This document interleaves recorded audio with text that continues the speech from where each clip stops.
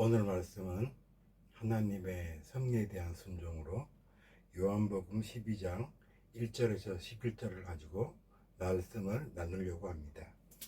먼저 제가 요한복음 12장 1절에서 11절을 먼저 읽겠습니다. 6월절 여스대 전에 예수께서 베다니에 이르시니 이곳은 예수께서 죽은 자 가운데서 살리신 나사로가 있는 곳이라. 거기서 예수를 위하여 잔치할 때 마르다는 일을 하고 나사로는 예수와 함께 앉은 자 중에 있더라. 마리아는 지극히 비싼 향유 곧 순전한 나드 한 근을 가져다가 예수의 발에 붓고 자기 머리털로 그의 발을 닦으니 향유 냄새가 집에 가득하더라.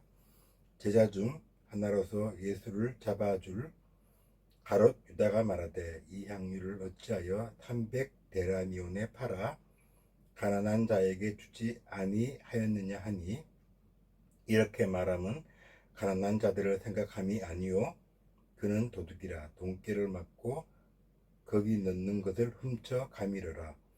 예수께서 이르시되 그를 가만두어 나의 장래 한 날을 위하여 그것을 간직하게 하라.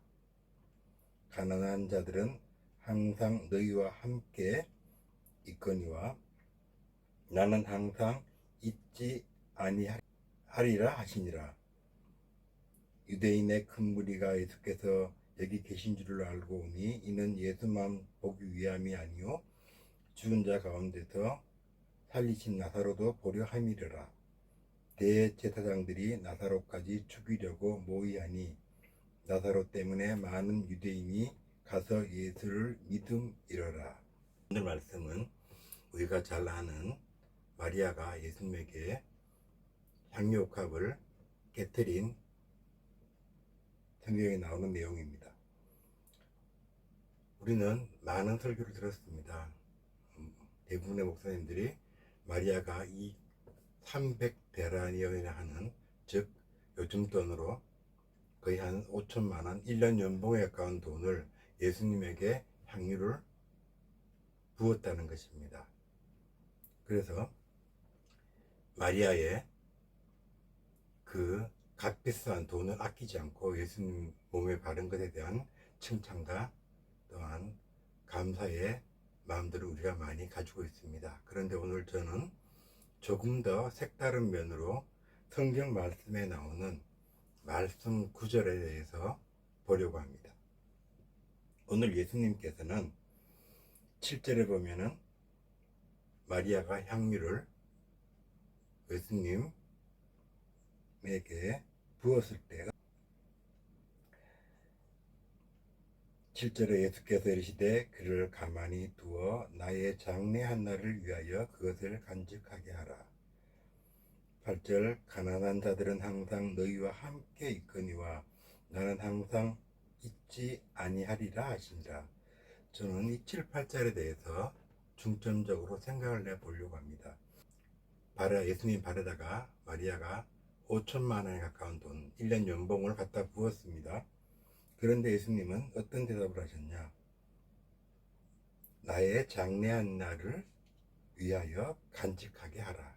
그 다음에 가난한 자들은 항상 너희와 함께 있거니와 나는 항상 있지 아니하시리라고 말씀하셨습니다.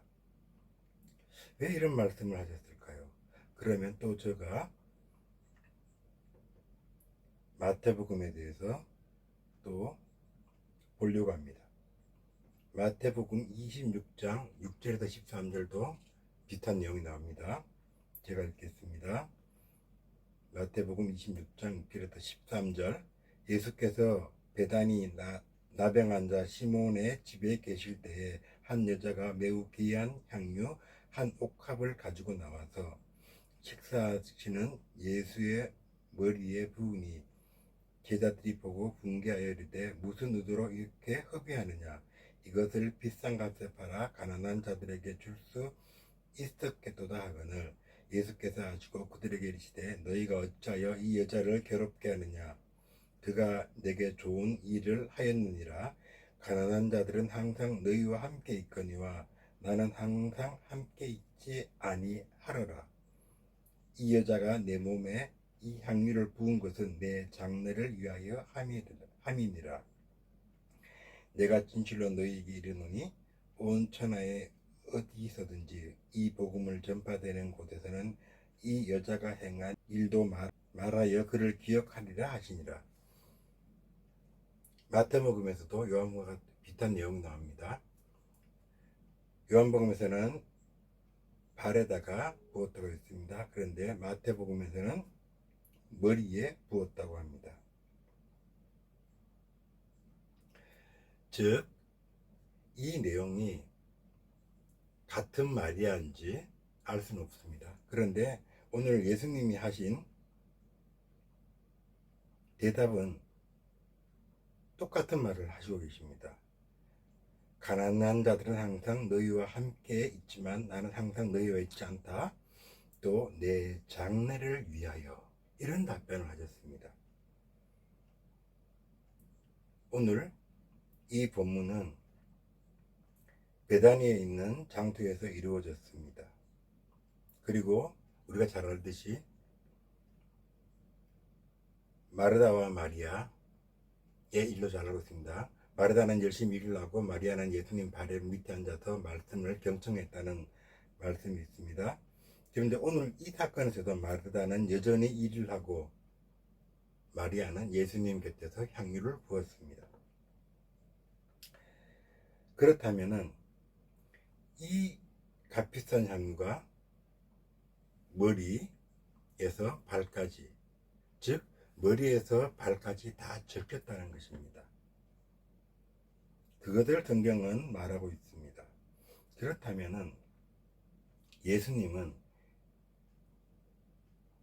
300데나리온에 대한 칭찬을 하시지 않고 왜 답변을 이렇게 말씀하셨을까요?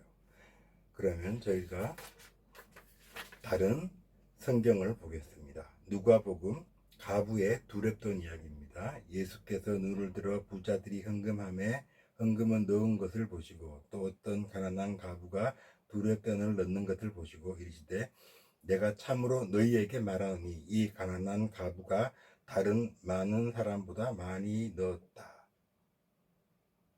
마리아도 300데나리온 1년 연봉에 해당하는 향유를 예수님에 부었다면 이것도 마리아가 가진 전부입니다. 가부의 두렙돈도 그 사람 전부였습니다. 그런데 예수님 이렇게 칭찬하셨습니다. 그런데 마리아에게는 마리아가 그동안 모아놓은 이 향유를 내게 부은 것에 대해서 전부를 주었다고 말씀하시지 않습니다. 나의 장래를 위한 것이고 가난한 자들을 위한 것이라고 말을 합니다. 그리고 또 가난한 자와 나는 항상 너희들과 같이 있지만 나는 너희와 항상 같이 있지 못한다고 말씀하십니다. 우리 마태복음 28장 20절에 이런 말씀이 있습니다. 예수님이 승천하면서 하시는 말씀입니다. 내가 너희에게 분부한 모든 것을 가르쳐 지키게 하라. 볼지어다 내가 세상 끝날까지 너희와 항상 함께 있으리라 하시니라. 예수님께서 세상 끝날까지 우리와 항상 함께 하신다고 말씀하셨습니다.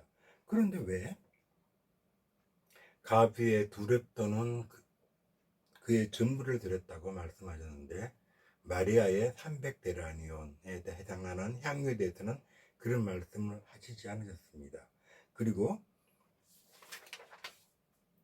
가난한 자들은 항상 너희와 함께 있거니와 나는 항상 함께 있지 아니하리라고 말씀하셨습니다. 그런데 마태복음에서는 승천하시면서 너희와 나는 항상 함께 하겠다고 말씀하셨습니다.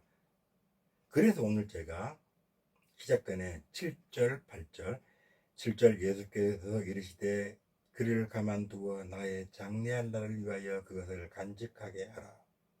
8절 가난한 자들은 항상 너희와 함께 있거니와 나는 항상 있지 아니하리라 하시니라. 이 말씀을 생각해보고자 이야기했던 것입니다.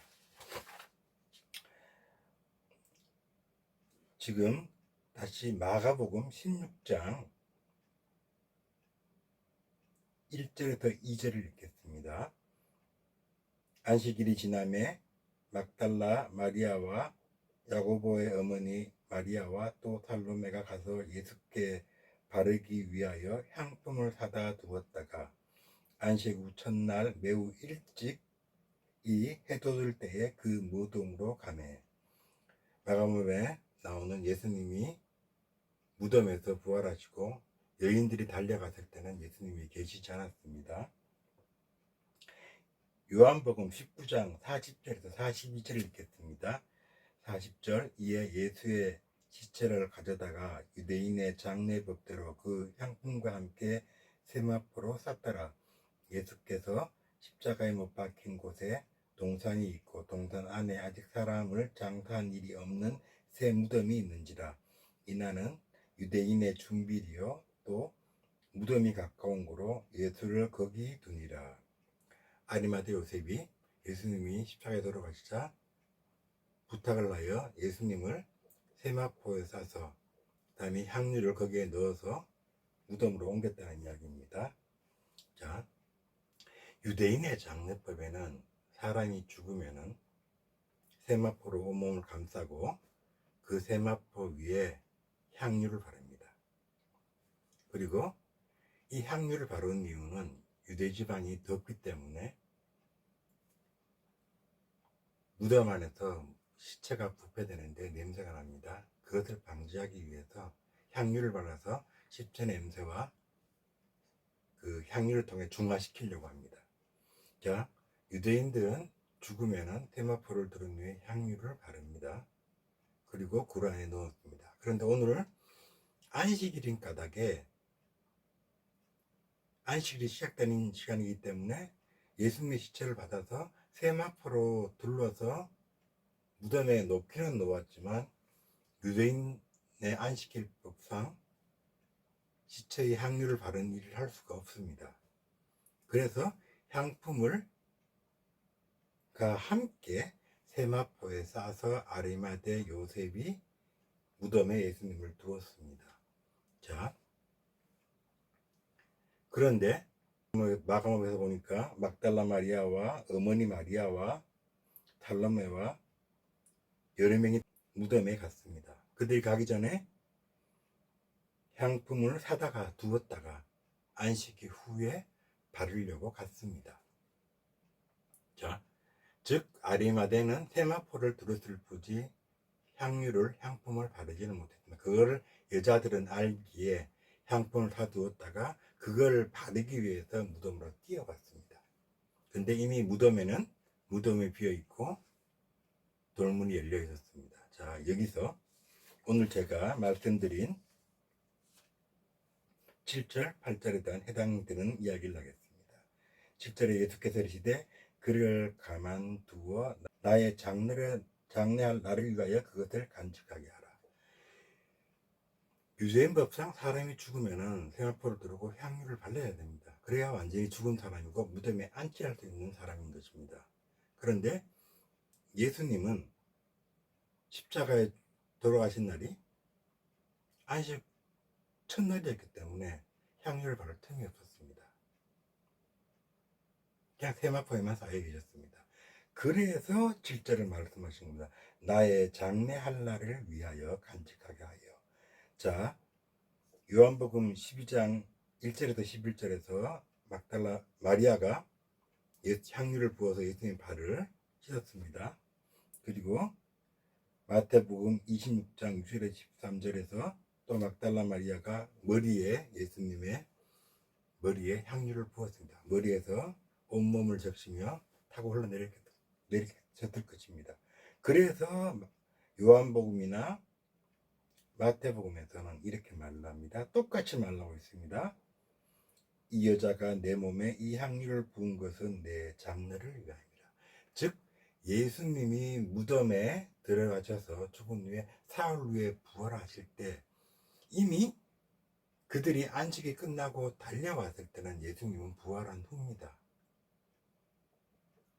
이 장례를 위한다는 말은 뭐냐 하면 나의 몸에 향유를 바를 틈이 없을 것이다. 그 전에 나는 부활을 한다.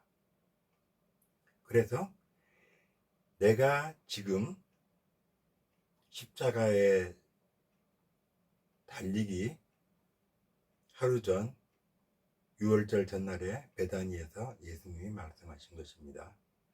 나의 장례를 위한 것이다. 그때 이들이 부은 것들은 죽은 후에, 돌아가신 후에 향유를 바를 틈이 없었기 때문에 이미 하루 전 그 향유를 예수님 머리에서 발끝까지 다 부었다는 것입니다. 또한 8절에 말하는 가난한 자들은 항상 너희와 함께 있거니와 나는 항상 있지 아니하리라 하시니라. 제가 마태복음 28장 1절을 말씀드렸습니다. 나는 너희와 항상 함께 하겠다고 말씀하셨습니다. 그런데 여기서는 나는 너희와 항상 함께 있지 않다. 가난한 자들은 300데나리온을 팔아서 나누어 줄 가난한 자들은 항상 있지만 나는 항상 있지 않다. 그 말은 내가 너희들이 내 몸에 장사지낼 향유를 바를 그 시간에 나는 너희와 같이 있지 않고 나는 이미 부활하였다. 그 말씀을 하시는 것입니다. 나는 무덤에 존재하지 않을 것이다. 나는 이미 무덤에서 나왔다. 그 향유를 바를 그 시간을 너희와 함께 있지 못할 것이다. 그래서 오늘 7절, 8절 그렇게 말씀하신 겁니다. 향유를 바를 틈이 없었기 때문에 이 행위는 장례를 위한 것이라고 말씀합니다. 그리고 가난한 자들은 항상 너희와 함께 있지만 나는 너희와 항상 함께 있지 못한다고 말씀하십니다. 예수님이 부활한 후에 우리와 함께 있지 못했다는 것이 아니라 유대인의 죽음 후의 부활, 이것에 대해서 내가 죽은 후에 향유를 바를 틈이 없는 것을 먼저 당겨서 온몸을 다 향유를 발랐으며 대마포에 쌓인 후에 나는 너희들과 마주칠 틈 없이 나의 하나님의 일정대로 나는 안식 후 첫날에 이미 부활해 있을 것이라는 말씀을 하고 계시는 것이었다는 것입니다. 그래서 오늘 저는 요한복음 12장 1절에서 11절을 보면서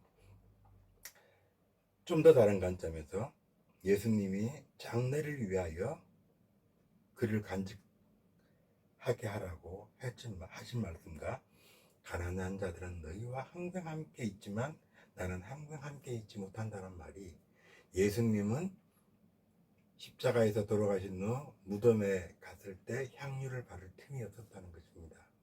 그래서 마리아가 머리에서 발끝까지 향유를 적신 것입니다. 그래서 제가 하고 싶은 말은 마리아가 그러면 믿음이 좋았냐? 아닙니다. 오늘 읽었듯이 마가복음 16장 1절에서 2절을 보면 안식일이 지남에 막달라 마리아와 야고보 어머니 마리아와 살로메가 가서 향품을 사다 두었다가 안식 후 첫날 매우 일찍 해 돋을 때에 그 무덤으로 가매 마리아는 예수님이 십자가에서 돌아가신다는 것과 그의 몸에 발랐다는 것을 모릅니다.